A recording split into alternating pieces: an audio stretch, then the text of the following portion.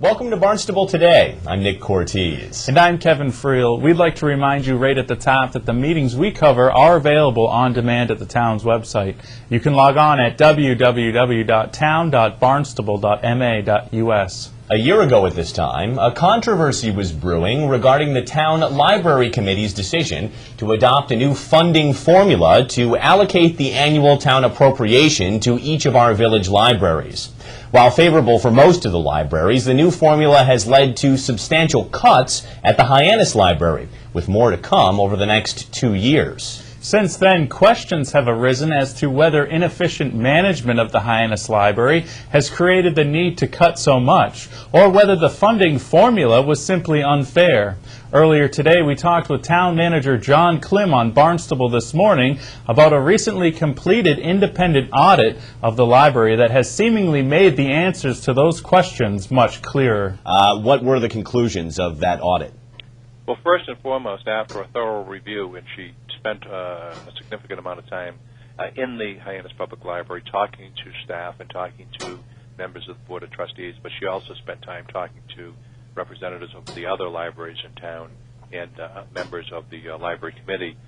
She suggested that the first thing we do is to freeze the second year reductions that were being proposed, because she has validated the concerns of the Hyannis Public Library that in fact they would have significant negative impacts on the operations. You're talking about a funding cut. Last year, the Hyannis Public Library received $479,000 from the town. In the year that we were in, that was reduced to $412,000, and the proposal was to cut it again to $362,000, and then ultimately down to $312,000. So you're talking about a cut of a third of the funding. Yeah. And so that was Nancy Ray's first recommendation, that we freeze, that we not phase in the second year, and that we reconsider or review the funding formula. She also recommended that a series of recommendations that had come to us earlier in the so-called Cohen report. She suggested that we conduct a town-wide library user survey and that we develop a master plan for library services. And so she's made some pretty far-reaching recommendations. A few hours later, I sat down with Chuck Abbott, the president of the Hyannis Library's Board of Directors, to get his thoughts on the outcome of the audit, the impact it may have on how the library is funded, and on the future of the town's library system in general. I was just wondering if you might be able to rehash for us briefly what your initial complaint was when that new funding formula was adopted. Well, what happened was that a number of years ago, the town commissioned a report by Mr. Cohen, known as the Cohen Report. He developed a report, came up with a formula that was temporary, that was put into effect for, I believe, approximately 5 years. And he emphasized in that the unique qualities of the Hyannis Library and the unique needs of the Hyannis Library. And he also indicated that at the end of that time frame that the town would have to initiate a new funding formula. And two things happened. It was almost a perfect storm. The town funding began to diminish, because as it is diminishing townwide in every department. Yep. And then secondly, last year, the Town Library Committee decided that it was time now to revamp the formula that had been temporarily in effect under the Cohen Report. The formula was developed, and the net result was that Hyannis had a significant reduction in funding. And so this prompted us, Hyannis, to say, if this continues, if this goes into effect every single year, then we will effectively be out of business within 2 to 3 fiscal years. We won't be able to operate anymore. And there was a great deal of skepticism about this claim. And there was a feeling, frankly, that Hyannis had been overfunded in terms of its relationship to the other libraries, and that it was time to redress that balance. I think that's maybe what the feeling and the sentiment was.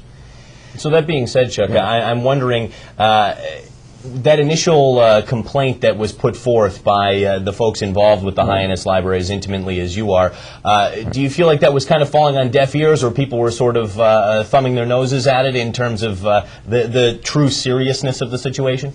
No, I think what's really happened is that everybody is pulling for their individual library, their respective library, which is understandable. I pull for Hyannis, and the people from the other villages pull for their respective library. It's very difficult for people to develop a town-wide view, to look at this and say what's best for the town. So I think that everyone on that committee was looking at preserving and protecting their own particular library, and that's a perfectly understandable motive. And it's almost an unavoidable motive given the structure of the library system in the town. So I don't think it was really, I don't really sincerely think that there was an intent to right the wrong or to undermine Hyannis. That was the net result, but I don't think that was the intent. But now this audit perhaps has provided some additional ammunition to say, well, you guys were right and were justified in making the complaints that you did. Right. So I'm wondering, does this give you renewed hope for at least short-term change in terms of how you might be funded going down the road here, especially over the course of the next couple of years when those cuts are really supposed to hit and have a lot of effect? I think that what will happen, I predict that what will happen is that this formula will be put on hold for the coming fiscal year. Okay. I think that will happen, and I think that Hyannis will not be further cut in fiscal year 2011. That's my prediction as to what will happen. The real question is what is going to happen to the town library system in the ensuing fiscal years, and the problem is not with the formula, the problem is with the system. Okay, so what's wrong? Well, what's wrong with it is that we have 7 private libraries, and the fact of the matter is that the public cannot continue to support and fund 7 independent libraries. They have a value, there's no question. It's a wonderful luxury to have your individual village library that you can point to and call your own and can be a village center for your particular village. But unfortunately, it's a luxury that we can no longer afford. Just as we've had to adjust every other segment of public services, for lack of a better word, we're going to have to adjust it there as well. I think a good example is the school system. The school system had to realign itself, had to completely adjust itself to a changing economy and a changing budget process. We have to do the same thing with the library. So are you saying consolidation is the future of the library system? No question about it. And I think what will happen is that I think we need to have some consolidation of some of these libraries, consolidation of staff. The other thing I think that might happen is that the government will have to say, this is the plan, this is what we will fund in your particular library, we will not fund anything else in your particular library. If you want to be independent, you want to exist, you're going to have to find the funding on your own. But this is what we will fund in your library. Now let's take a look at this week's meetings. On Monday, April 26th at 7 p.m., the Planning Board meets in the Town Hall hearing room. Tuesday, April 27th at 8 a.m., the Barnstable Economic Development Commission meets in the Selectmen's Conference Room. At 7 p.m., the School Committee meets in the Town Hall hearing room. Also at 7 p.m., Old Kings Highway meets in the West Barnstable Community Building on Route 149 in West Barnstable.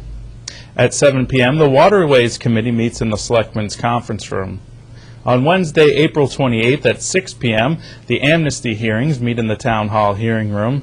At 7 o'clock, the Zoning Board of Appeals meets in the Town Hall hearing room. Well, that's all we have for now. For Kevin Friel, I'm Nick Cortese. We'll see you next time on Barnstable Today.